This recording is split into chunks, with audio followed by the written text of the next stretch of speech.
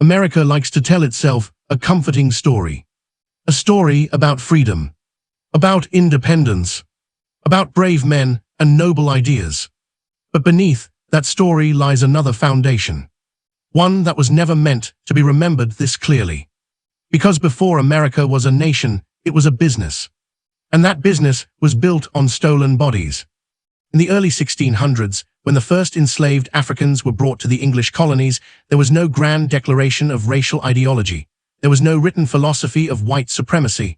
There was only demand. Tobacco fields needed, rice plantations needed hands, cotton would later need millions, and Europe needed profit. At first, slavery wasn't permanent. Some Africans were treated like indentured servants, promised freedom after years of, but that didn't last. Freedom was bad for business. A workforce that could leave was a workforce that could demand wages, so the rules changed, quietly, methodically. Colonial lawmakers began writing something new into existence.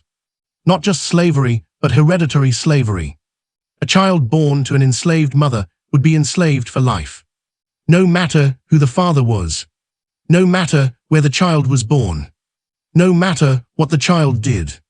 Human beings were transformed into renewable property. By the late 1700s, slavery wasn't just legal, it was normalized. Churches defended it, courts enforced it, universities benefited from it, banks insured it, entire towns depended on it. Cotton didn't just grow in fields, it flowed through shipping companies, textile mills, insurance firms, and financial institutions across the Atlantic. Slavery wasn't a Southern problem. It was an American system. When the United States declared independence in 1776, nearly 1 out of every 5 people in the country was enslaved. The same men who wrote "All men are created equal" owned human beings. They knew the contradiction. They argued about it behind closed doors, and then they chose profit over principle. The Constitution itself carried slavery inside it like a hidden engine.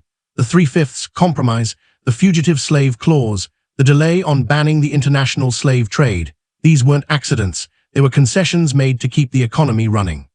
Freedom was negotiable, slavery was not.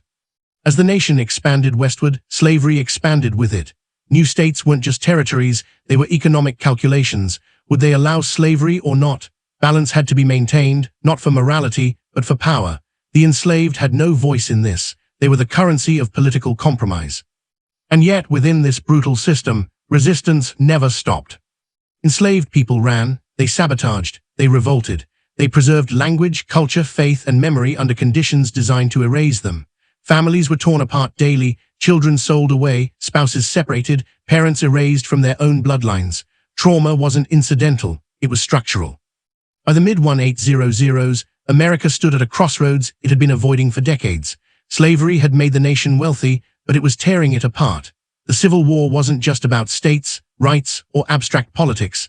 It was about whether an economy built on human bondage could survive without it. When the war ended in 1865, slavery was legally abolished. The 13th Amendment declared freedom, chains were broken, celebrations erupted, but something critical was missing. There was no plan. 4 million people were suddenly free in a country that had spent centuries they owned nothing. No land, no money, no legal protection, no safety. Freedom arrived without resources, without restitution, and without justice. The promise of 40 acres and a mule was whispered, then withdrawn. Land that could have created generational wealth was returned to former slave owners. Former received compensation in some states. Formerly enslaved people received nothing. Freedom, it turned out, had conditions. Almost immediately, new systems replaced the old ones. Black codes restricted movement. Vagrancy laws criminalized unemployment. Convict leasing turned prisons into plantations. Men were arrested for loitering and sold to private companies. The work continued. The profits continued. Only the language changed. Slavery didn't disappear. It adapted. Reconstruction offered a brief window of possibility. Black Americans voted, held office, built schools, and founded businesses. But the backlash was swift and violent. White supremacist groups terrorized communities. Federal protection was withdrawn. Jim Crow rose in its place. Segregation became law. Inequality became policy. Education was separated. Housing was restricted. Jobs were denied. Violence was routine. Lynching became a public spectacle, and through it all, the nation insisted this was progress. By the time the civil rights movement forced legal change in the mid-20th century, the damage had already been compounded across generations. Wealth gaps had hardened, neighborhoods had been carved by red lines, trauma had been inherited. And still, America told itself another comforting story. That slavery was long ago. That its consequences were over. That everyone now had equal opportunity. But history doesn't work like that. Systems don't vanish just because laws change. They leave footprints, they leave patterns, they leave winners and losers long after the original crime is forgotten. Slavery created an economy. Its aftermath created inequality. And its legacy still lives in structures most people never question. In the next part of this story, we'll follow that legacy forward into modern policing, housing, education, prisons, and wealth. We'll examine how a nation that abolished slavery still carries its shadow in everyday life. Because the most dangerous lie about slavery isn't that it was brutal. It's that it's over. When people say slavery ended in 1865, what they really mean is that the word ended. The system didn't. Because systems don't die when laws change, they evolve, they rebrand, they learn how to survive in daylight instead of darkness. After Reconstruction collapsed, the South didn't simply move on. It rebuilt control through law, economics, and fear. Jim Crow wasn't a social accident. It was an engineered replacement for slavery. Segregation kept cheap. Violence kept resistance quiet. Courts kept it legal. Black Americans were free in name, but fenced in by invisible borders, where they could live, where they could work, where they could learn, where they could vote, where they could exist without punishment. And the North was not innocent. Banks refused loans in black neighborhoods. Insurance companies marked entire communities as high risk. Highways were built through thriving black districts, destroying businesses and homes. These decisions were not random. They were written into policy manuals, zoning laws, and federal. This practice had a name: redlining. Red lines on maps decided who could build wealth and who never would. White families received mortgages with government backing. Black families were denied or pushed into predatory contracts. Homes became assets for some, traps for others. One generation gained equity, another paid forever and gained nothing. This is how inequality becomes inherited. By the mid-20th century, the gap was no longer just about income. It was about time. Time spent accumulating wealth versus time spent recovering from loss. Time passed opportunity to opportunity. Time lost rebuilding what was repeatedly destroyed. When the civil rights movement forced the end of legal segregation, many believed the fight was over. Voting rights were restored. Schools were integrated on paper. Discrimination became illegal officially. But the structure remained. Policing shifted. Surveillance increased. The war on drugs arrived. Mandatory minimums exploded prison populations. A new system emerged behind bars, one protected by the same constitutional amendment that ended slavery. The 13th Amendment bans slavery, except as punishment for a crime. That exception was never a footnote, it was a doorway. Today, incarcerated people can be forced to work for pennies. Refusal can mean punishment. Companies profit, states profit. The system continues, quietly, legally, efficiently. And who fills these prisons? Disproportionately, the descendants of those once enslaved.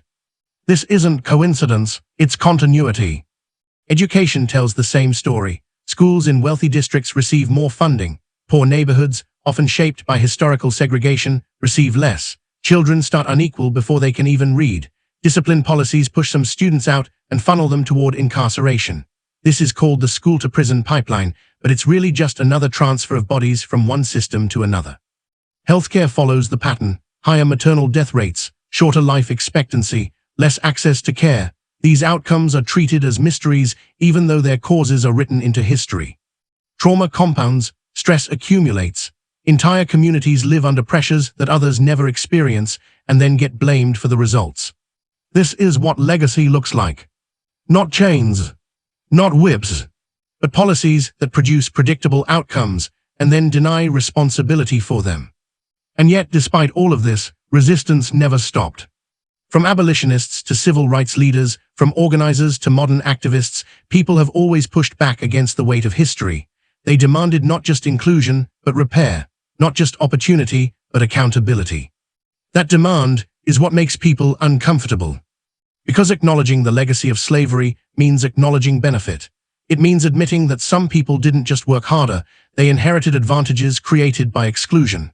It means facing the fact that wealth, stability, and safety were distributed unevenly by design. And design implies responsibility. So the conversation gets shut down, reframed, mocked, reduced to slogans. History becomes a battleground instead of a lesson. Slavery is treated like ancient mythology instead of recent memory. But memory lives in structures.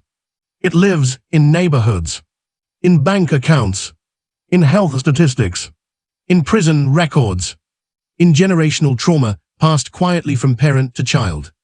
The legacy of slavery isn't about guilt. It's about cause and effect. A system that extracted for centuries doesn't disappear without consequences. A nation that built wealth on human bondage doesn't magically reset when the law changes. The shadow remains until it's confronted directly. And confrontation is the part America still struggles with. Because reckoning isn't comfortable. It requires honesty without defensiveness, history without filters, progress without denial. Slavery's greatest lie wasn't that it was justified. It was that it ended cleanly. It didn't. It transformed. It hid. It learned new language. And until its legacy is fully understood, not as ancient cruelty, but as a living influence, the story remains unfinished. History isn't asking for shame. It's asking for truth. And truth, once spoken clearly, has a way of changing what comes next.